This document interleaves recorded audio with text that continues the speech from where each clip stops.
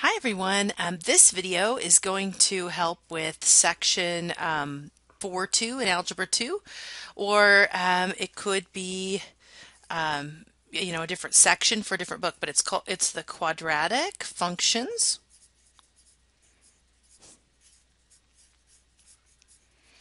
in standard form.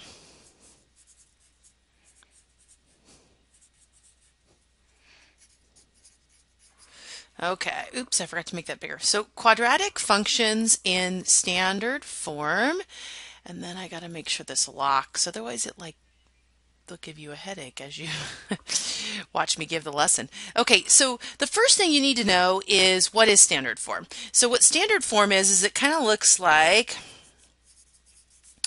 it's multiplied out versus the vertex form that we were doing in the last section. So it's either y or f of x, depending on how they write it. And then it's ax squared plus bx plus c. A cannot be 0. So basically, it's something where y equals an x squared x number, or it could be just x squared and this part could not be there, or you could have just this part or just those two.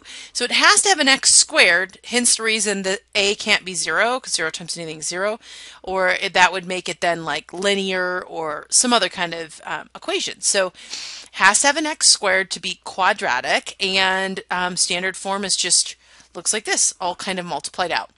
So we have to graph in standard form, we have to find the vertex, we have to write it in vertex form, and some other things, and so I wanted to make sure you knew those. First of all, let's start with how do you find the vertex from standard form. The vertex, knowing that, will help you with being able to write it in vertex form, and it also helps you with how to graph. So we kind of always start with what is the vertex. So for in standard form, we have a formula for it, and the x is equal to negative b over 2a. And then once you find x, you have to plug it back into the formula to find y. And the way they write that is kind of ugly. They say, and I wanted to make sure I showed you that, they say take your answer from f that you plugged into the first formula, or the f in your, this would be f of x is what it's saying, this original, and put that back into the formula here and find y. So let me give you an example. So this notation, a little hard to follow, but the problems aren't too bad. So let's look at one. We're just going to find the vertex on this. What if I have the equation y equals x squared plus 2x plus 3? We're going to find the vertex. Okay, so what we're going to do is we're going to start with our formula for the x value. Remember, the vertex is a point x, y. So we're finding the x value, then we have to substitute it in to find the y. So let's do that, negative b over 2a, and see what we get. Right? So remember, a, b, c are the numbers. They're either coefficients because they're numbers in front of the letters, or they're the constant, the number by itself. So let's list what a, b, c are. So a, when we just have x squared, we assume a 1. B is a 2. And c is a 3. There's no negatives, so they're all positive. So we're going to do negative b, which changes the sign, so it makes the 2 negative. If it would have been a negative and you're putting it in right, it would have made it positive, so be careful of that. Over 2 times a, so negative 2 over 2 times 2, or 2 times 1 is 2, and negative 2 divided by 2 is negative 1. So we now know the x value. Now we have to find our y. So that's our x. And the way that we do that, we put in our answer for these x's and solve for y. So we would then have y equals, so we're just going to substitute x equals negative 1. Okay, so we're going to substitute in the x equals negative 1. So we're going to have x negative 1 squared. Be careful that you think of it as a parenthesis. It's that whole negative 1 squared. even though they don't start with those, times 2 times -1 plus 3. And the reason why is because a lot of you will put in -1 squared into your calculator without the parenthesis, and you'll get a positive or a negative instead of a positive. So -1 squared is +1. 2 times -1 here is -2 plus the 3. So I squared, then I did my times, and then I have my three numbers that I can then combine together.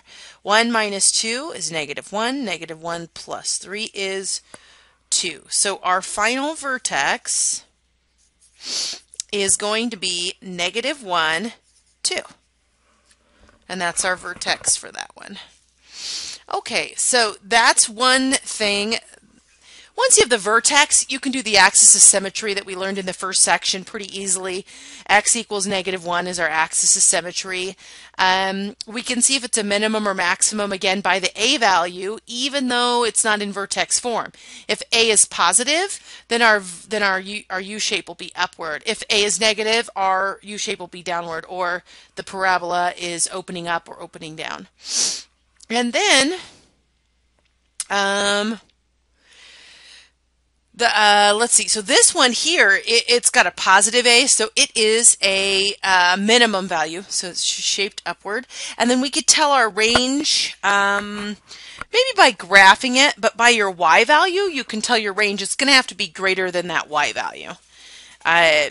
At Y is greater than the Y value would be your range. Remember, domain's always all reals on our quadratics, but range is affected because of the U shape on it. So let's graph this same one. So I give you an example of how to graph it. So don't make the vertex harder than it is, but let's look at a graph. And we'll still graph, I'll just graph the same one. Y equals x squared plus 2x plus 3. The easiest way to graph this is to find the vertex first. And this is my second problem here, basically. And we've already done that. So find your vertex first. And we know that is -1, 2. And then when I go to graph, okay, I know that's at -1, 2. -1, 2 is here. And that's our vertex. And I know that the shape has to be U from that vertex. So once I have that, I could pick a number to the left and a number to the right of that X value where the vertex is. So right now that axis of symmetry is right through -1. So we know it has to be pretty on both sides. So I'm going to pick one number out further, which would be -2, and I'm going to pick 0, so -2 and 0 to put into my formula. So I'm going to think of it as, here's my X, I want to put in, -2, and this is my Y, what I get out. So I'm going to put in the -2, and I would go, okay, -2 squared plus 2 times -2 plus 3. So I just put it back into this original. Oops, and I think you probably couldn't see my work a little bit, but that's okay. So that's our original. So I took -2, I put it in for the x squared, remember to keep the parentheses, plus 2 times -2 again, plus the 3. Start with the square. Anything squared is positive, so 2 squared is 4. 2 times a -2 is going to give you a -4. Plus the 3. So 4 minus 4 is 0, so I actually get just 3. And so there's another point. -2, 1, 2, 3. So there's another point on our graph. And then let's put in the 0. I bet we get 3, right? Because it's symmetric on both sides. But we always want to do that other point to make sure we didn't mess anything up. So let's put in 0. So we'd have 0 squared plus 2 times 0 plus 3. 0 squared, 0. 2 times 0 is 0. 0 plus 3 is 3. So 0, 3. Definitely looks symmetric. Let's go ahead and draw it. Ta-da! There's my parabola. All right, let me show you that real quick on the graphing calculator. So the standard form, I always have to like kind of play with this because the glare. There we go. You can, well, but then you can't see my buttons. There we go. Okay, so the hard part about this is just a TI 83. So a TI 89, 84 plus, any of those are similar. And this happens to be the one that you can get from the school, so I try to use it. Good thing about when it's in standard form is you can graph it really easily, right? So I'm going to turn this on, and I'm going to hit y equals. Oh, I have lots of ugly stuff in here. All right, so I'm going to go up to y1, and I'm going to put in my formula, which was... Here's our x right here. Oops. Here's our x right here. Okay, so I'm going to put in x, and then to the power button's here, to the power of 2, and then I have plus 2x plus 3. And that's our equation. Our window should be from like -1... Oops, not -1, -10. Oops. -10. Make sure you use the negative right here when you make something negative in there, or you'll get an error and you won't be able to figure out why do I have an error on this. So -10, minimum -10 to 10, and then my scales I want to count by ones. And then I'm going to do the minimum of 10 to 10, count by ones. X res, always want 1. And then click graph, and you should see the same graph we just drew, which is there. Another great feature of the graphing calculator is the table, which is above the graph. So you have to hit second-hand table, and you can actually scroll up and down, and you can get actual points from that graph. So let's say you want to know, you can see the graph, but it's not very easy to read on a calculator. You can then go into Math Excel, and you could use these points to make it prettier for your homework. So I will always try to promote the graphing calculator or show you some stuff. You should still be able to do this stuff by hand, and I don't care if you don't like the calculator, that's fine, you don't need it, but it is really important to teach you technology nowadays as well. Okay, so let's do one more where we write it in Vertex forms. This will be like my third question here. And I'm going to take y, or I'm going to actually put f of x just so we're used to seeing it in both forms. Doesn't matter if I write y or if I write function notation, which is the f of x. They tend to write function notation probably more now than they ever do the y. Same thing, don't get them confused. What if I want this in Vertex form? So write in Vertex form. Well, the easiest way to do this without something called completing the square is to find the vertex and then write it in Vertex form. So that's what we're going to start with. We are going to find the vertex. Remember, x is equal to -b over 2a, and b on this one is -4. So it's going to be +4, because that negative here on the formula will change your sign, over 2 times a. A is still 1 because there's not a number in front of x squared. And so we have 4 over 2, or 2, as our x value. Now take that 2, plug it back into y. So I'd have y equals, plug it in, you'd get 2 squared minus 4 times 2 plus 6. 2 squared is 4, minus 4 times 2 is 8 plus 6. 4 minus 8 is -4 plus, -4 plus 6 is 2. So y equals 2. And yes, I did that quick, but that's something you should be able to do quick as well. Or plug in your calculator, although I prefer you could do that in your head. Or not in your head, but like I did. Okay, we now know our vertex. It's going to be at 2, 2. So now that we know our vertex, we're going to keep, how to write it in the vertex form is we're going to keep the a value. So remember, a is in front of x squared. So in this example, a is 1. We're going to keep that value the same in vertex form or standard form. Basically, it stays the same number. It's not something that changes. So remember, vertex form is y equals x minus h squared plus k. Oops, I forgot the a in the front. There we go. And this is getting stuck on something that's driving me nuts. It keeps pulling off. Okay. All right, so then from here, we want to keep the A value.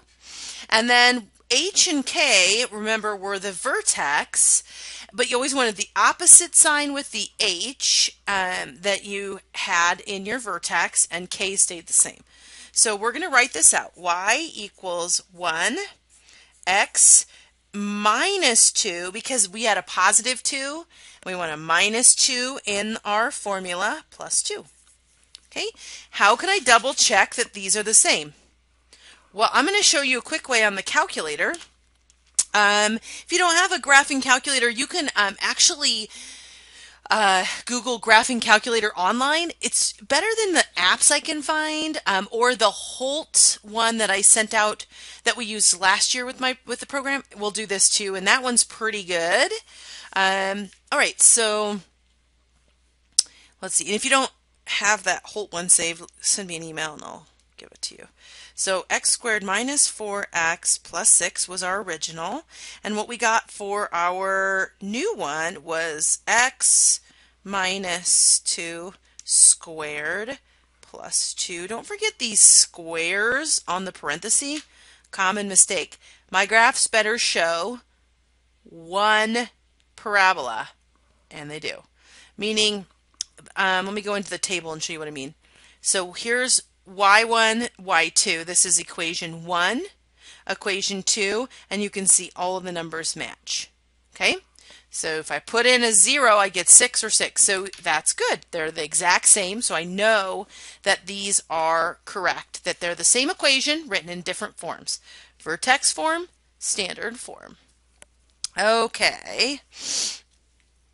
One other thing I wanted to remind you, just as a note, is that the y-intercept is where x equals 0. So they had like one question or two on that. You still need to know that from like forever ago. A lot of you don't remember, so I wanted to make sure we bring that up. So x equals 0.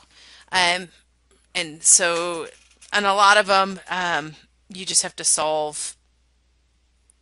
Well, I can't even remember exactly how they asked that. I just wanted to remember. I think you just write it out. I don't know.